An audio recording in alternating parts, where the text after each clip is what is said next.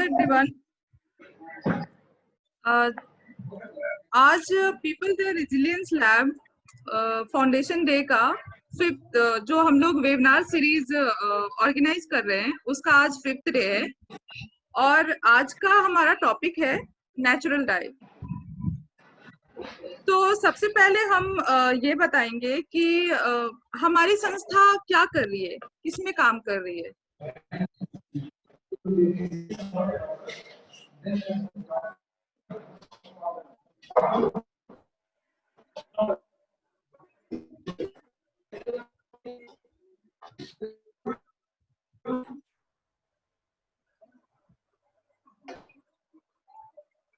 Actually थोड़ा time लगेगा, Facebook पे लाइव नहीं हो रहा है, तो 2 मिनट में हम शुरू कर रहे हैं फिर से।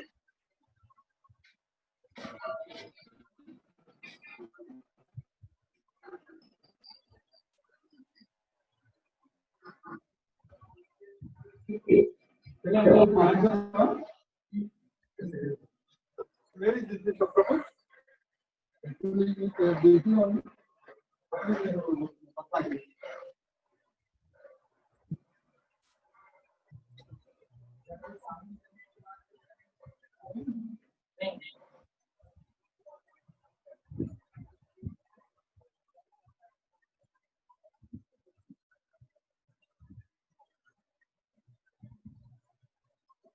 हाँ, तो हम बात कर रहे थे कि हमारी संस्था जो है पीपल द रेजिलियंस लैब, हम लोग क्यों आज बात कर रहे हैं नेचुरल डाइट पे। तो इसका कोई ना कोई रीजन होगा। तो एक्चुअली हम लोग, हमारा जो फोकस है, हमारा काम ही है जो हमारी लोकल नदी है, यहाँ की नदी है रिवर चंपा, उस पे काम कर रहे हैं। हमारा काम उसको रिवाइव करना है, उसको फिर से जीवित करना है। जो अभी इतनी गंदी हो गई है, मर सी गई है, उसको फिर से जिंदा करना है। ये खुला रहेगा ना, तो बोल देना गाड़ी यहीं रहेगा। उसके लिए सब लोग प्लीज अपना माइक म्यूट कर लें ताकि डिस्टरबेंस ना हो। तो उसको हम लोग को वापस से रिवाइव करना है, उसके लिए हम लोग काम कर रहे हैं। तो सिर्फ वो हमने बात करी अभी तक कि वेस्ट मैनेजमेंट की, वहां पे कचरा इकट्ठा हो रहा है, कचरा हम लोग को कचरे का प्रबंधन करना चाहिए। तो सिर्फ एक कचरा ही नहीं है, हमने सारे चीजों को नोटिस किया है, हमने सारी चीजों को देखा कि क्या क्या चीजें हैं जो उसको गंदा कर रही हैं। तो उन सारे चीजों पर ही काम करने का हमने सोचा है कि हाँ, सबसे पहले कचरा वहां पे इकट्ठा हो रहा है, उसकी वजह से तो उसका हमने कर दिया कि वेस्ट मैनेजमेंट पे काम करेंगे, फिर उसका कंपोस्टिंग पे काम करेंगे। लेकिन और क्या चीजें हैं, और क्या चीजें हैं जो नदियों को गंदा कर रही हैं, जिसके बारे में हम नहीं सोच रहे हैं। तो हम लोग को पता लगा कि हम लोग को, मतलब आप लोगों को भी पता होगा कि जो हमारी चंपा नदी है वो चंपानगर के पास है, और वो चंपानगर और नाथनगर ये पूरा इंडस्ट्री है टेक्सटाइल का है। और वहां जो वो लोग यूज कर रहे हैं टेक्सटाइल का, जो वो लोग जो उसको रंगने के लिए यूज कर रहे हैं वो केमिकल कलर है। तो केमिकल कलर से जो जितना भी पानी निकल रहा है, गंदगी निकल रहा है, वो सब उस नदियों में जा रही है, सब उसी नदी में जा रही है और वो गंदा कर रही है। तो इसके लिए मेरा टॉपिक आज है कि हम नेचुरल डाई का हिस्ट्री बताएंगे। लेकिन उससे पहले, और नेचुरल डाई का हिस्ट्री कैसे बता सकते हैं, हिस्ट्री तो केमिकल डाई का है, क्योंकि ये 70-80 साल से केमिकल डाई शुरू हुआ है। नेचुरल डाई तो हमेशा से था, ये तो हमेशा से था कि हाँ, मतलब लोग पहले कैसे कलर करते थे। केमिकल डाई के बारे में पहले जान लेते हैं कि ये कैसे हानिकारक है, ये कैसे हानि पहुंचा रही है हमें। केमिकल डाई जो है, आप अभी कहेंगे कि ये क्या नया चीज है, नेचुरल डाई कहाँ से आ गया, हम लोग तो जब से पैदा हुए तब से यही कपड़ा पहन रहे हैं, यही सारी चीजें देख रहे हैं, हमारे लिए तो यही नॉर्मल है। अब हम ये कैसे, हम तो कभी जानते ही नहीं थे कि इसकी वजह से इन्वायरमेंट गंदा हो रहा है, हमारी नदियां गंदी हो रही है, क्योंकि हमारे लिए तो यही कपड़ा है, नॉर्मल है, कुछ में इससे क्या नुकसान हो सकता है हमारा या इन्वायरमेंट का। लेकिन हमने कभी डेप्थ में जाके सोचा नहीं कि इसमें आखिर कौन सा कलर यूज हो रहा है, कितने केमिकल्स यूज हो रहे हैं, क्या क्या चीजें हैं जो हमारे स्किन को हानि पहुंचा रही है।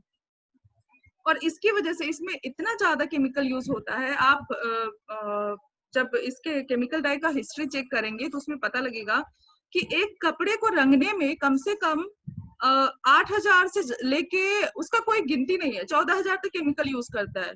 इवन आप ये सोचेंगे कि हम तो उजला कपड़ा पहनते हैं, अगर कोई सफेद कपड़ा पहनते हैं हमेशा कि हाँ हम तो उजला कपड़ा पहनते हैं, इसमें क्या कलर है, इसमें तो कोई कलर नहीं है, तो ये तो नेचुरल है। नहीं, उस उजले कपड़े को भी उजला रखने के लिए, सफेद बनाने के लिए बहुत केमिकल यूज किया जाता है, क्योंकि नेचुरली व्हाइट कपड़ा जो होता है वो एकदम व्हाइट नहीं होता, वो प्योर व्हाइट नहीं होता, वो ऑफ व्हाइट होता है, क्रीम कलर का होता है थोड़ा। तो व्हाइट कपड़े में भी केमिकल यूज करके वो लोग ये करते हैं, और जो हम लोग को इतना अच्छा कंफर्ट देता है ये जो केमिकल डाई वाला कपड़ा, उसमें बहुत सारा सॉफ्टवेयर यूज किया जाता है, बहुत सारा कंडीशनर यूज किया जाता है कपड़े को सॉफ्ट रखने के लिए। और केमिकल डाई जो भी है इसमें पानी इतना ज्यादा खपत होता है, मतलब और वो भी ड्रिंकिंग वाटर। एक शर्ट को अगर आप शुरू से रॉ से लेके उसके जो वो बिकने के लिए तैयार होता है, रेडी होता है, उसमें अंदाजा नहीं लगा सकते कि कितना लीटर पानी खत्म होता है। 2500 लीटर ड्रिंकिंग वाटर, इतना पानी हम एक शर्ट के लिए खपत कर देते हैं। और फिर वो केमिकल डाई वाला पानी हम लोग रीयूज नहीं कर सकते, उसको वापस से पीने लायक नहीं बना सकते। गंदे पानियों में तो हम नहीं करते ना डाई, साफ पानी में होता है, वो भी ड्रिंकिंग वाटर। और इतना सारा इकट्ठा केमिकल के साथ वो नदियों में जाती है, इतना वो हानिकारक होता है कि वो जमीन को भी खराब कर देती है। फिर पानी में कितनी सारी जीव जंतु हैं वो सब मरते हैं, सबको अफेक्ट करता है वो। अभी हम लोग कोरोना में देख रहे हैं कि लोग इतने ज्यादा लोगों की डेथ हो रही है, लेकिन हम लोग इतने दिन से जो नदियों को गंदा कर रहे हैं, कभी किसी ने नहीं सोचा कि वहां जो जीव जंतु, इतने सारे जंतु रह रही हैं, वो तो ऑलरेडी मर रहे हैं, हर दिन रह रहे हैं, बस उनकी गिनती नहीं है। हमारे पास तो डेटा है कि हाँ ह्यूमंस इतने हैं, वो उनकी डेथ हो रही है, इतने लोग मरे, इतने लोग अभी ठीक हो रहे हैं, लेकिन उन लोगों का क्या है? वहां तो जीव जंतु हर दिन मर रहे हैं, हर दिन अफेक्ट हो रहे हैं। अभी आप चंपा नदी की हालत देखिए, ऐसे बहुत सारी छोटी छोटी नदियां हैं जो सूख रही है, उनकी हालत देखिए बहुत गंदी है। और सिर्फ वो कचरे से नहीं हुआ, ये सारी चीजें भी है उसमें। हमारे घर का सर्फ साबुन ये सब भी, वहां भी हम लोग केमिकल यूज करते हैं। तो ये सोचने वाली बात है हम लोग के लिए कि कैसे इसको खत्म करना है। और अभी इसका ज्यादा हिस्ट्री नहीं हुआ है, 70-80 साल कोई बहुत पुराना ऐसा नहीं कि जुगों जुगों से चला आ रहा है, ऐसा कुछ नहीं है। और इसमें इसलिए लोगों ने शुरू किया केमिकल डाई करना कि ये बहुत वाइब्रेंट सा कलर देता है, बहुत अच्छा लगता है देखने में कि हाँ मतलब, और फैशन इंडस्ट्री इसका सबसे मेन कारण है कि बहुत ये लोग यूज कर रहे हैं अच्छे से अच्छा कपड़ा को बनाने में, दिखाने में। तो हम लोग को इसके बारे में सोचना पड़ेगा। तो अब हम बात करते हैं नेचुरल कलर की। तो नेचुरल कलर के बारे में आप ये सोचिए कि ये हमेशा से था, शुरू से था। तो पहले लोग इसका धीरे धीरे उसमें भी, अभी नेचुरल कलर सिर्फ एक हैंडीक्राफ्ट बनकर रह गया है कि हाँ कुछ लोग इसका प्रैक्टिस कर रहे हैं। तो जैसे हैंडीक्राफ्ट लोग बोलते हैं कि हाँ बहुत महंगा है और ऐसा है, तो ये भी अभी लोगों को लग रहा है कि नहीं, हम लोग तो अफोर्ड नहीं कर सकते, ये तो काफी महंगा है, ऐसा है। तो फिर से ये तो धीरे धीरे चेंज होगा ना। हमने नदियों को एक दिन में गंदा नहीं किया, बहुत टाइम लगाया उसको गंदा करने में, लेकिन लोग एक्सपेक्ट करते हैं कि एक दिन में हम साफ कर दें। नहीं कर सकते एक दिन में साफ। आपको धीरे धीरे अपने बिहेवियर में चेंज लाना पड़ेगा। आप जो चीजें यूज कर रहे हैं उसको चेंज करना पड़ेगा। आपको सोचना पड़ेगा कि कैसे हम कौन सा छोटा छोटा सा स्टेप लें कि हमारी नदियां धीरे धीरे साफ हो जाएंगी। अभी मतलब हमारे लिए, तो सबके लिए यही नॉर्मल है कि हाँ नदियां तो ऐसी, हमने तो कभी साफ देखी ही नहीं थी, किसी ने नहीं देखी थी कि हाँ कभी ये बहुत साफ थी, बहुत अच्छी थी। तो नेचुरल डाई पे अगर आ रहे हैं तो ये सबसे पहले ब्रोंज एज में ही इसका प्रैक्टिस होता था। तो पहले कैसे करते थे लोग कि फूलों से, पत्तियों से कपड़े को रगड़ कर कलर निकालते थे। उस फूल को रगड़ लिया, फ्रूट्स को रगड़ लिया कपड़े पे, फिर उससे जो कलर हो गया वैसे करते थे। फिर धीरे धीरे उसका तकनीक बढ़ता गया, फिर वो लोग उसको पानी में गर्म करने लगे। फूल पत्तियों को, फिर उसके साथ कपड़े को रंगने लगे। तो इस तरह से ये काफी अच्छा से निकलने लगा। और आप जब इसका हिस्ट्री चेक करेंगे तो उसमें इंडिगो के बारे में तो सब लोग को पता ही होगा कि इंडिया में नील की खेती होती थी, इंडिगो यहाँ पर बनता था। तो उससे रॉयल ब्लू, पहले रॉयल ब्लू कलर, उससे एक सेकेंड। तो और ऐसे ही बहुत सारे चीज हैं, जैसे हल्दी, सब हमारे घरों में ही है। नेचुरल डाई के लिए जो भी चीजें हैं सब हमारे घरों में उपलब्ध है। हल्दी से हम लोग येलो कलर निकाल सकते हैं। और अनाज, हेलो,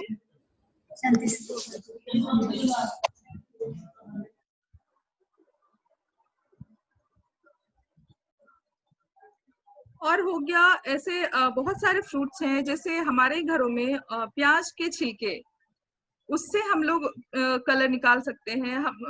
हमने किया है, मतलब हम घर पे उसका एक्सपेरिमेंट किए हैं, प्याज के छिलके से कलर निकालने का। तो इसी तरह से बहुत इंटरेस्टिंग है नेचुरल डाई का। आप जब इसके बारे में जानना शुरू करेंगे, ये बहुत इंटरेस्टिंग है। और इसके साथ हम लोग मॉडरेंट यूज करते हैं, वो है एलम, फिटकरी है, आयरन वाटर है, सी सॉल्ट है, ये सबसे। और ऐसा है कि जैसे आप अगर हल्दी से येलो कलर निकाल रहे हैं और अलग अलग छिलकों से, और अलग अलग मॉडर्न जब यूज करते हैं तो उससे अलग अलग कलर आता है। लाइक एक ही फल से आप जो कलर निकाल रहे हैं, लेकिन मॉडर्न अगर अलग अलग है तो उसका फिर कलर भी अलग अलग होगा। तो हम इस पे बहुत ज्यादा बात नहीं करेंगे, क्योंकि इसमें अभी एक्सपर्ट नहीं हुए हैं। हमारे पास ऑलरेडी दो आ गए हैं हमारे स्पीकर। एक तो हम चाहेंगे कि बाकी वो लोग बताएं और आप लोग उनसे जानने की कोशिश करें, उनसे सीखें। तो हम सबसे पहले इंट्रोड्यूस करा देते हैं हमारे स्पीकर से। सबसे पहले तो हमारे साथ हैं अतीश मुखर्जी, जो इको एंड वायरन उनका इंटरप्राइजेस, उनका ये है, कंपनी है। और वो से रामपुर कोलकाता बेस्ड हैं। और दूसरी स्पीकर है हमारी नम्रता बायोम फ्रॉम कलर आश्रम फाउंडेशन। तो आगे के लिए हम इनवाइट करेंगे अतीश मुखर्जी जी को कि आप प्लीज आएं और अपने बारे में बताएं, इको फ्रेंडली कलर के बारे में बताएं। फिर हम लोग आगे क्वेश्चन आंसर राउंड करेंगे, तो उसमें सब लोग क्वेश्चन पूछ सकते हैं।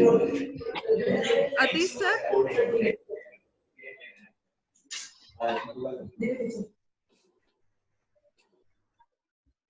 Hello Atish sir.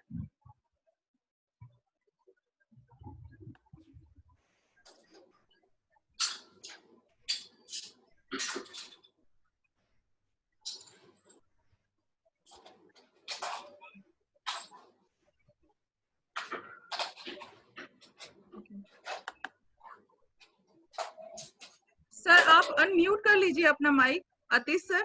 ओके ठीक है। हाँ, या अब सुनाई दे रहा है? हाँ सर, दे रहा है। हेलो। देखिए, नेचुरल डाई का जो हिस्ट्री जो है वो तो 1000 ईयर्स हो चुके हैं, बहुत सारी ईयर्स हो चुकी है। एक्चुअली जब से सिविलाइजेशन शुरू हुआ है, जब से इंसान धीरे धीरे कपड़ा बनाने का तरीका सीख रहा है, तब से नेचुरल डाई शुरू हुआ। तो चाइना में 618 में शुरू हुआ जगह था, जापान में 552 में ऑलरेडी स्टार्ट हुआ जगह था। 80 मतलब बिफोर क्राइस्ट से कुछ हो चुकी है। तो एक बात तो चीज पहले जो होता था, तो उन लोगों के पास जो रिसोर्स था, जैसे चाइना और जापान में कुछ रेट का देखेंगे तो ज्यादातर ज्यादा उन लोगों का रेड कलर का कुछ ज्यादा यूज करते हैं, क्योंकि उनके पास रिसोर्सेज जो था वो रेड का था। बाद में धीरे धीरे इंडिगो आया, थोड़ी धीरे येलो आया, लेकिन एक समय में भी थोड़ा एक फैशन स्टेटमेंट हुआ करते थे। जैसे कि कुछ रिच कलर जो होती है, तो जैसे में pink, red, purple, blue etcetera, उस सारे जो कलर होता है तो थोड़ा कुछ रिच सोसाइटी के लिए बना हुआ होता है, जो थोड़ी पैच थोड़ा जैसे कि कुछ ब्राउन और कुछ ग्रे एक्सेट्रा कलर जो होते थे वो नॉर्मल कलर लोग यूज करते हैं ज़्यादातर। तो धीरे धीरे जो प्रोसेस जो था वो तो यार धीरे धीरे इम्प्रूव होने लगा। और अभी जो लास्ट 200 साल से ज़्यादातर हम लोग नेचुरल डाई में नेशनल और इंटरनेशनल भी इंडिया में काम कर रहे हैं और भी बहुत सारे देश में काम कर रहे हैं, लेकिन उसका थोड़ा सा जो प्रोसेस जो है थोड़ा मॉडर्नाइजेशन हो चुकी है। जैसे कि जो चाहे जैसे करना चाहे ऐसा कुछ नहीं है। तो कुछ साइंटिफिक प्रोसेस ऐसे ऐसे धीरे धीरे करके निकल आए हैं। जैसे कि कॉटन में कुछ एल्कालाइन में होता तो ठीक से डाई होता, प्रोटीन फाइबर जैसे कि सीड वूल एक्सेट्रा होती है वो भी थोड़ा एसिड मीडिया में होता है तो ठीक से डाई होता है। तो उसके डाई जो प्रोसेस जो है धीरे धीरे डेवलप होने लगा। और जो सोर्सेस जो है वो एक बात तो सर माइक को थोड़ा याद रखना होगा, जो नेचुरल डाई है, नेचुरल डाई का जो सोर्सेस जो है, तो आपको नेचुरल डाई का जो सोर्सेस है वो आपको इको फ्रेंडली होना होगा। नेचुरल डाई का मतलब ये नहीं कि सभी नेचुरल डाई का जो सोर्सेस है पूरा इको फ्रेंडली है, ठीक है। तो ये सारी बात आप लोगों को ध्यान में रख के नेचुरल डाई करना होगा। पहली बात तो ये है। दूसरी बात ये है कि फास्टनेस, अब जब भी नेचुरल डाई करके आप जो वॉश करेंगे तो उठ जाएगा, तो ऐसे तो नहीं होगा। तो आपको लोगों को फास्टनेस के लिए धीरे धीरे इम्प्रूवमेंट करना होगा। धीरे जैसे कि उसके लिए ठीक से डाइंग प्रोसेस आपको ठीक से चाहिए।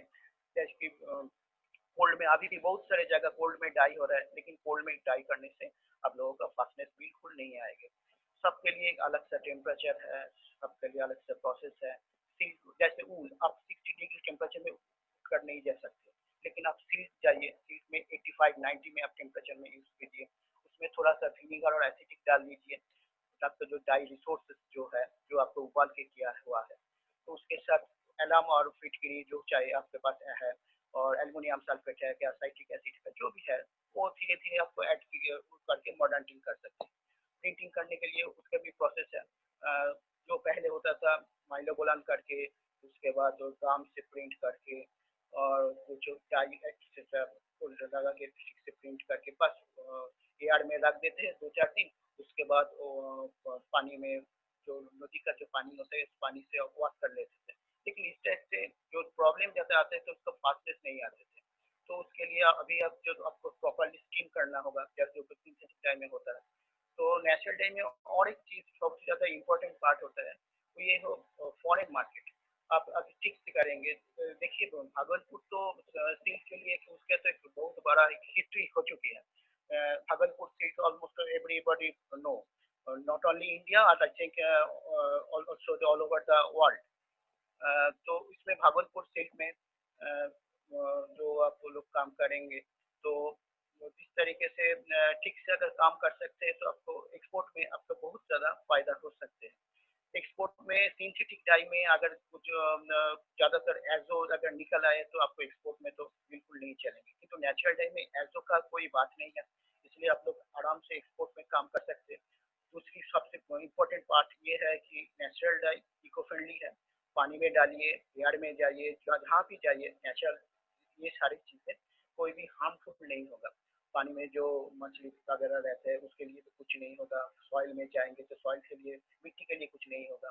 थोड़ा सा अगर एलम आयरन अगर मिट्टी में चले भी जाएंगे उसमें भी कुछ नहीं होगा, उसमें कुछ प्रॉब्लम नहीं आएगा। उसमें उसका कोई कुछ जैसे कि कल्टीवेशन में कुछ प्रॉब्लम नहीं आएगी। ये है वो इसके दूसरी बात। तीसरी बात ये है कि इको फ्रेंडली है, स्किन के लिए बहुत ही अच्छे है। फॉरेन में ज़्यादातर जो यूज़ होता है वो मेडिकेयर में और बेबी केयर में बहुत ज़्यादा अभी यूज़ हो रहा है, इनर गारमेंट में यूज़ हो रहा है, ऐसे ही कुछ है। तो मैंने आप कुछ सोच सकेंगे कि सिल्क वूल में कि कैसे आएंगे। सिल्क वूल में इसका इतना ज़्यादा फास्ट है आप शायद इमेजिन नहीं कर सके। वो सिंथेटिक डाई से भी ऑलमोस्ट कभी कभी ऊपर आ जाता है। सिंथेटिक डाई तो सोडियम हाइड्रोसल्फेट यूज कर तो निकल जा सकते हैं, लेकिन ये सोडियम हाइड्रोसल्फेट निकल कर भी नेचुरल डाई आपको पूरा से व्हाइट नहीं कर पाएंगे, ब्लीच नहीं कर पाएंगे। ऐसा ही कुछ इतना फास्ट है सिल्क और वूल में। मेरे पास एक वूल का एक दिखाएंगे, मैं वैसा 10 साल से यूज हो रहा है, जैसा था ऐसे ही है, उसमें कोई प्रॉब्लम नहीं आया है। और दूसरी बात है कुछ लोग सोचेंगे कि नेचुरल डाई में के सब कुछ सेट कर सकते हैं। हाँ बिल्कुल सब कुछ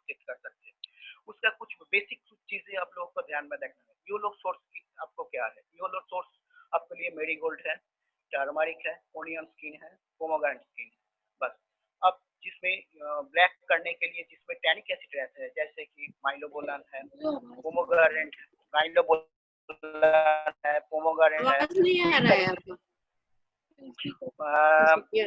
माइलोबोलान है, पाइलोबोलान है, पोमोग्रेनेट है, ये सारी चीजें ले सकते हैं। टी के लिए यूज कर सकते हैं, टी और कैथेचू, टी और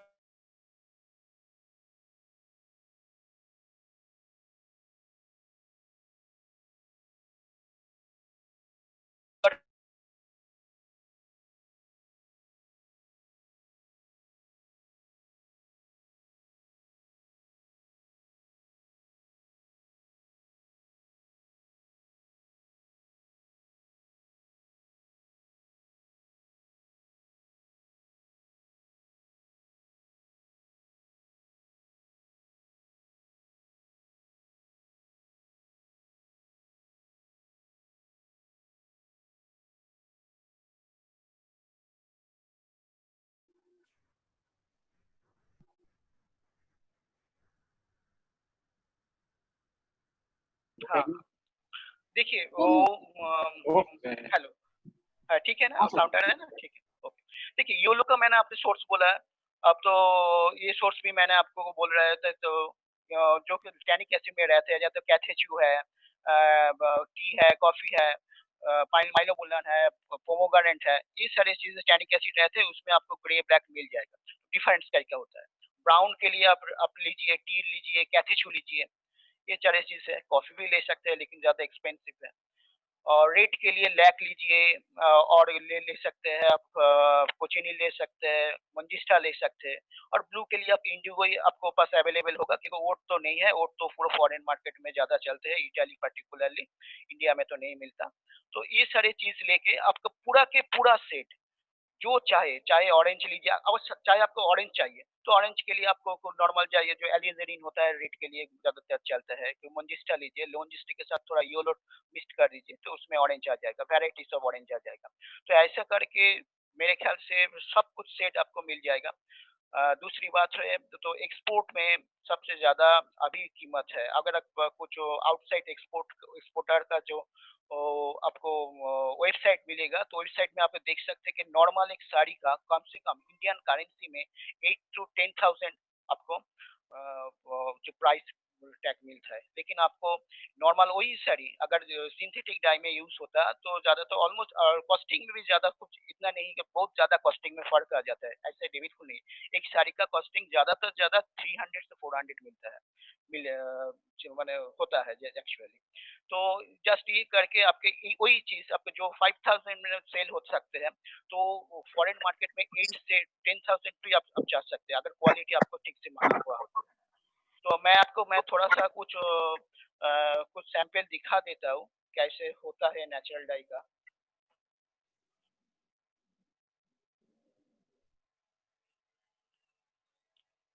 दिख रहा है थोड़ा, ये है कॉटन का कुछ सैंपल आया है इसमें।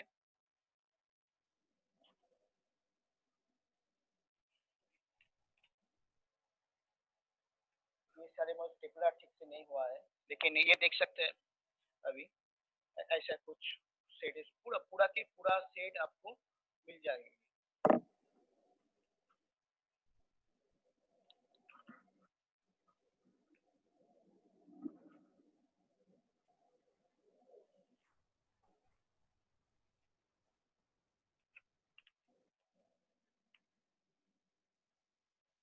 ये इंडिगो का कुछ सेट है, ठीक है।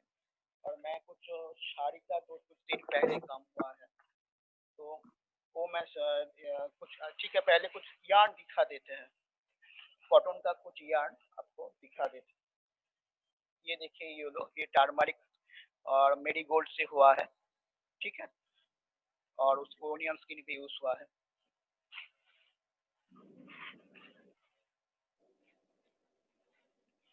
ये देखिए, पिंक से कुछ मॉप जैसे कलर आया है, ये लैक से आया है। तो उसमें थोड़े आयरन यूज करेंगे तो उसमें वायलेट से पूरा वायलेट जैसा फॉर्म निकल, जैसे कि थोड़ा थोड़ा सॉल्ट इधर उधर करके पूरा पूरा के पूरा सेट आपको चेंज कर सकते हैं। ये नेचुरल डाई का एक खास बात है।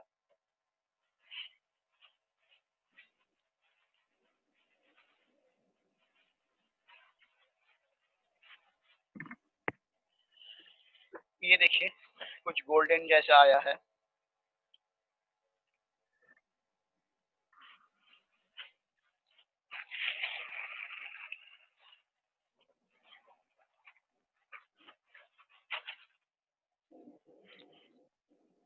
ये आप देखिए, हालांकि ये ग्रीन कलर है, ठीक से नहीं दिखाई दे रहा है, लेकिन ये पूरा के पूरा ग्रीन कलर है। और ये तो इंडिगो है, आपको तो पता ही है इंडिगो का ब्लू कलर होता है।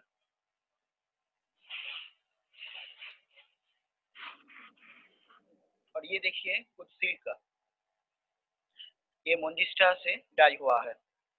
ये ऑरेंज, ये साइट्रिक एसिड दिया हुआ है, इसीलिए थोड़ा सा ऑरेंज से निकल गया, नहीं तो मोंजिस्टा एलाम से थोड़ा रेडिश टोन में आते हैं।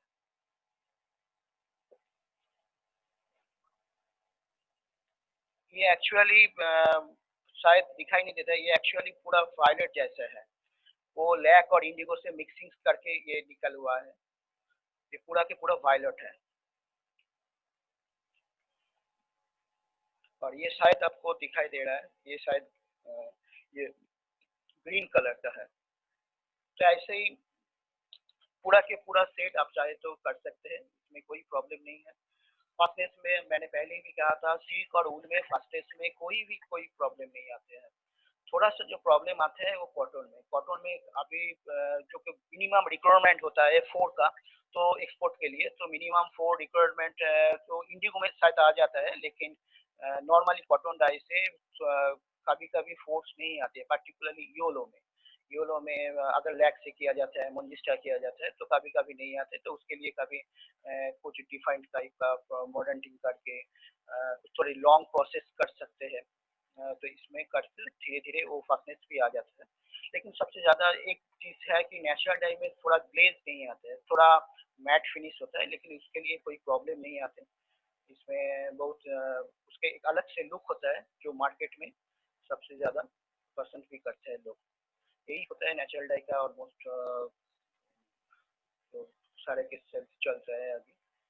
और चाहे तो अब नेचुरल डाई में बहुत सारे कुछ जैसे कि एक्सपोर्ट में अभी कुछ कारपेट में भी काम हो रहा है, तो कारपेट का जो एक्सपोर्ट में जो नॉर्मली कारपेट नॉर्मली 5000 से 10,000 होता है, तो वही नेचुरल डाई का अगर कुछ खास टाइप का आप यूज कर सकते हैं, जैसे कि रैमी फाइबर, हेम फाइबर, इस टाइप का अगर कुछ यूज कर सकते हैं, कुछ पेडांग के लिए यूज कर सकते हैं, तो वही आपका कारपेट आपका 50,000 से 1 लाख रुपीज का बिक जाता है, उससे भी ज़्यादा भी बिक्री कर सकता है।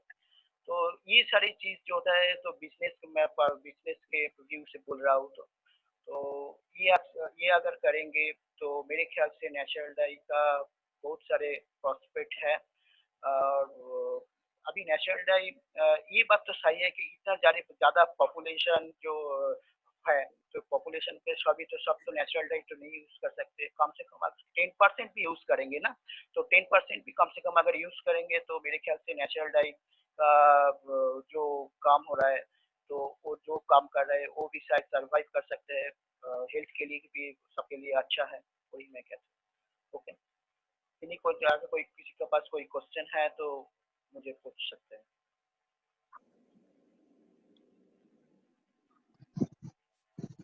किसी के पास कोई क्वेश्चन है तो आप लोग प्लीज पूछ सकते हैं। Anybody has a question for Atish ji? May please ask?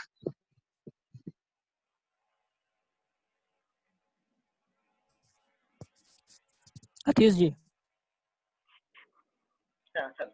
बोलिए। हाँ, इसमें अपना क्वांटिटी कितना ये निकाल सकता है नेचुरल कलर? जैसे मान लीजिए अपने को यदि 1000 मीटर का एक थान का, हाँ 1000 मीटर यदि कोई भी कलर कराना हो तो उसमें क्या कॉस्टिंग 1000 मीटर आएगा? का कलर अपना कितना डेप्थ चाहिए, मैं आपको बोल रहा हूँ, जो शायद मुझे शायद मैं सोच रहा अगर डीप सेट में अभी आएंगे तो 1000 मीटर का वेट आपको कितना होगा, तो मेरे ख्याल से ये कम से कम 1 टन आएगा मैक्सिमम, उससे ज़्यादा नहीं, 1 टन आएगा। तो उसके लिए आपको कम से कम आपको 300 केजी ऑलमोस्ट का अगर डीप सेट में जाना चाहिए तो कम से कम 250 से 200 केजी का आपको नेचुरल डाई चाहिए। क्योंकि नेचुरल डाई का जो पावर होता है वो सिंथेटिक डाई से 20 टाइम्स लेस होता है, वो तो है ही। तो इसीलिए आपको 250 kg कम से कम चाहिए। तो 250 kg लिक्विड में 250 kg लिक्विड जो कलर निकलता है, तो वो इसके लिए कम से कम सोच लीजिए, मैं आपको लैक का ही बोल रहा हूँ। तो लैक के लिए 250 kg का तो ऐसे तो एक्चुअली तो पाउडर फॉर्म में ज़्यादातर आता है बाहर से। तो लैक में अगर 250 kg आपको कलर चाहिए तो कम से कम आपको जो पाउडर फॉर्म में ये आपका 15 kg में आ जाएगा। 15 kg में बहुत ही ज़्यादा ठीक से आ जाएगा। अगर आपको जो सोच लीजिए ग्रे और ब्लैक में जाएंगे, हाँ, अगर आपका ग्रे और ब्लैक में चाहिए तो मैं इसीलिए वो भी कम से कम 250 kg आपको कम से कम लिखकर, तो आपको जो बेसिक जो सोर्सेस है तो कम से कम आपको 100 kg चाहिए। माइलोबोलान आपको 100 kg चाहिए आपको 1000 मीटर कम करने के लिए। इसका कॉस्टिंग कितना आएगा लगभग? देखिए 100 kg का तो आपको 40 रुपीज पे डाल दीजिए पर kg का। पर kg का 40 रुपीज में डाल दीजिए। तो उसमें तो आपको मल्टीप्लाई कर लीजिएगा जैसे कि कलर है। अगर इंडिगो आप मैं नॉर्मल से आ जाता हूँ। इंडिगो ज़्यादातर नॉर्मली जो रेडीमेड जो इंडिगो बाजार में नेचुरल में मिलता है, तो कम से कम वो अब सोच लीजिए उसका 5% में आ जाता है। 5% का मतलब हो गया तो 1000 मीटर का 1 टन का 5% आपको 5 kg का, तो 5 kg का इंटू करके अभी आपको जैसे 2000 अभी का जैसे मैं हम लोग मान लीजिए कि केमिकल डाइंग कराते हैं, तो हम लोगों का कॉस्टिंग लगभग जो है वो 12 से 15 रुपए पर मीटर के हिसाब से आता है। आपका इसमें क्या लगभग कॉस्टिंग आ जाएगा? इस पे आपको लगभग कॉस्टिंग आप दीजिए, आपको 3 टाइम्स लगेगा। 3 टाइम्स उसमें यूज होगा, 3 टाइम्स में आ जाएगा। अगर ठीक से अगर कलर आपको वेस्टेज नहीं होता तो 3 टाइम्स से आपको बिल्कुल आ जाएगा। और colour fastness? Colour fastness Indigo में कोई प्रॉब्लम नहीं है, लेकिन देखिए मैंने पहले भी कहा था सिल्क और वूल में कुछ भी प्रॉब्लम नहीं है। सिल्क के वूल में आप जो चाहे कलर कर सकते हैं, उसमें कोई प्रॉब्लम नहीं आएगा। उसके फास्टनेस में कोई इशू ही नहीं है, बिल्कुल इशू नहीं है। ओके। ज्यादातर तो भागलपुर तो ज्यादातर सिल्क के लिए फेमस है, तो मेरे ख्याल से तो कलर फास्टनेस का तो कोई इशू होना नहीं चाहिए। अगर लिलियन में भी काम करेंगे तो ठीक है, कोई प्रॉब्लम नहीं है। और फॉरेन मार्केट वो लोग जानते हैं जो वो हमेशा के लिए यूज नहीं करते। तो एक चीज ले लिया, वो ये नहीं कि 100 बार वॉश करेंगे। वो आपको नेचुरल डाई जान के वो लेते हैं, कम से कम आपको 10 और 15 टाइम्स वो यूज करते हैं उसको वॉश करने के लिए। हेलो हेलो, आई थिंक हम टाइम के हिसाब से थोड़ा ये हो रहा है, तो अभी हम लोग नेक्स्ट स्पीकर जो नम्रता बायो में है उनको इनवाइट करना चाहेंगे। तो Namrata, okay thank you. Please unmute no your Yeah, hi. Can you hear me now? Okay. Everyone who's there, very nice good evening, good afternoon, and hello. If anybody cannot hear me, please write on the chat.